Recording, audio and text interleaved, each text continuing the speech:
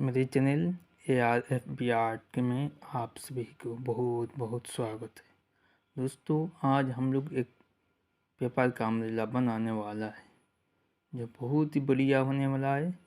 आप लोग को ये अम्ब्रेला बनाने सीखने के लिए मेरे स्टेप को फॉलो करते जाना है। जैसा कि आप लोग देख रहे हैं, मैं बनाना शुरू कर चुका हूँ। मैं जैसा जैसा फोल्ड किया है, आपको ऐसा ही फोल्ड करना है। देखते जाइए और उसको ध्यान से देखिएगा दोस्तों, और पूरा वीडियो को देखिएगा, नहीं तो आपको समझ में नहीं आएगा कैसा बनाना है।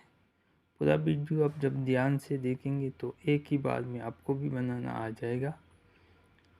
और ये किसी बच्चे को एक बार आप बना के देंगे तो बहुत इम्प्रेस हो जाता है बच्चे लोग। इसीलिए हमारे लोग का घर में छोटे छोटे बच्चे होते हैं, ये सबको इम्प्रेस करने के लिए ये सारी कुछ तो हम